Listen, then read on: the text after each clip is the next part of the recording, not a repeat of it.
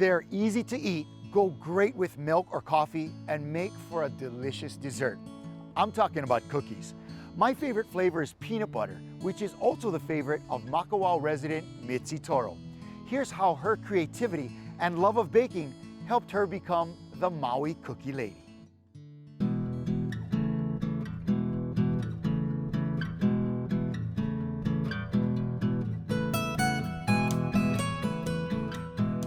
Who could be sick of a cookie? And I don't think I've ever tasted a bad cookie, to be honest with you. It's a really fun business to be in. I love all kinds of cookies. So I was born in a little beach town called El Segundo, California. And that's where I grew up. It was my parents that moved here first before me. They had retired here, and I was close to them growing up. So I kind of had to make that decision early on, so I moved right after high school to Maui. And I started baking the very first recipe in high school. I was shy and nervous.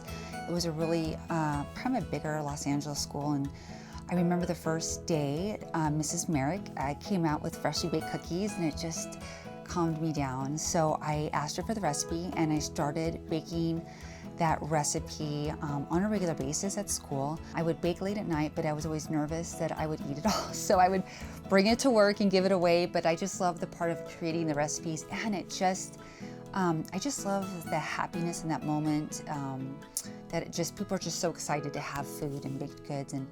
And so I was always kind of just baking for friends, neighbors, and teachers.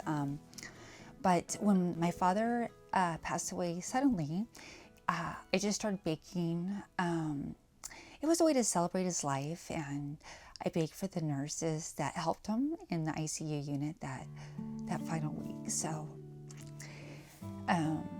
yeah, so it was just a way to kind of celebrate his life and to give back to the nurses. When I was in the hospital, you know, anybody who has been through that process of seeing a loved one, you know, at the end of their life, you have an appreciation for the people who are there, and the nurses were phenomenal.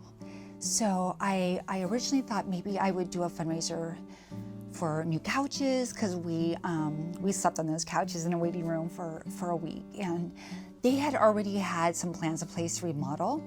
So I said, well, you know, I'm just gonna do a blanket fundraiser. So we dedicated all the funds for 4 months for the nurses.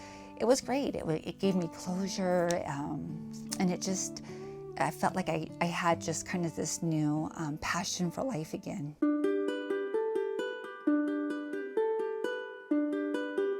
We first started selling our cookies at the Wailuku town parties, and it was once a month. It was a Friday night, and that was where the fundraiser was. And then we started a second at the Kihei town party.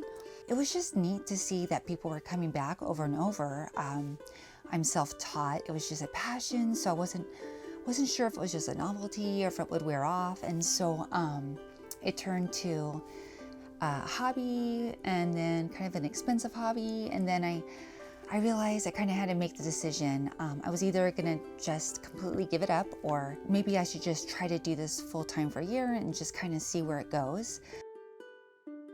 My father passed away in 2012, and so when we did the fundraiser, that was 2012, and I officially made it a business February 1st, 2013, and that was his birthday, so significant for me. And then when I made the decision to do it full-time was 2015. You know, my husband supported me from day one. I couldn't imagine doing this journey without his help. He is always my cheerleader. At the beginning, before I had staff, you know, he's this like big macho local guy, and he's putting on a hairnet and rolling cookie dough at 11 o'clock at night after we put the baby to bed. So he has been just a rock and my strength. He knew that I had a future. He supported me, and he said, why don't we build you a commercial kitchen? Let's do this right. He spent his nights and weekends for a year building me my dream kitchen. For me, what has been more of a factor in my daily life is It's just being a mompreneur. Having balance with your family is really key. And it's difficult when you're in the startup mode and you're wanting to start a business. You don't work 9 to 5. You work from the moment you open your eyes in the morning until you put your head down at night.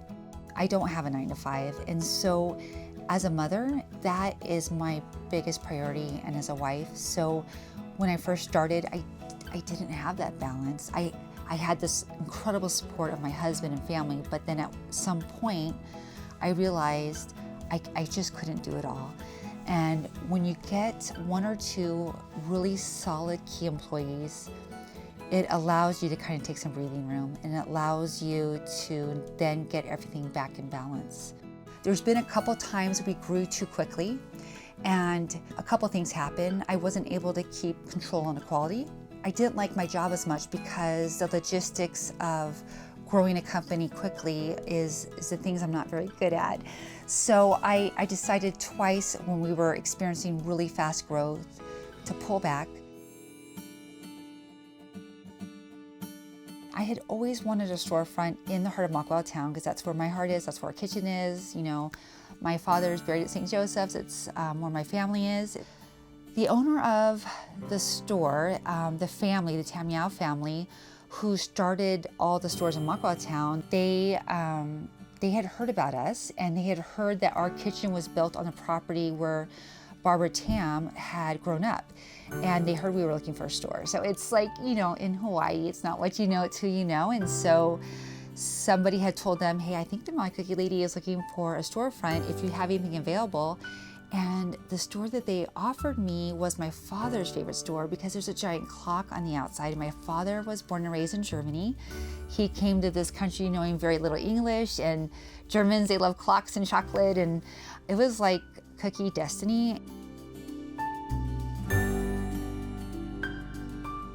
The decor in the store was inspired really by my father. And I saw this photo on Pinterest that had this cute little Bavarian village. And I thought that would be kind of fun to do it whimsical and magical and something fun for kids to come to. We opened before Christmas of 2020. My favorite movie growing up was Willy Wonka. And so I've always had a love and fascination for candy. And so when I was in high school, I would just experiment with different candies, but then you live here and we have agriculture just growing right here on our kitchen property. I have lily koi outside. We have a guava tree. We have 2 different types of lemon trees. Everything grows, everything is in abundance.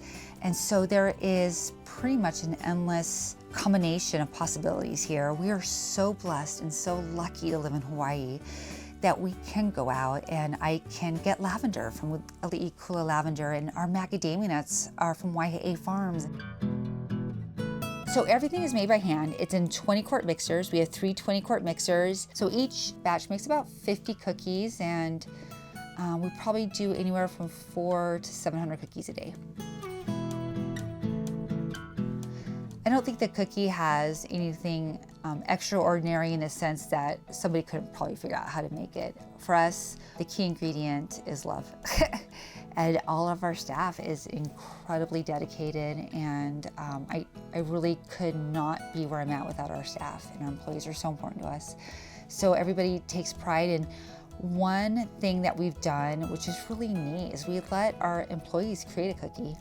So some of our best flavors, our most popular flavors, have not come from me, they've come from our employees. Every time we make a connection with a customer, it's more than butter, sugar, and eggs. It's a relationship and it's an honor. And then we see people gifting our cookies for loved ones. For me, there's no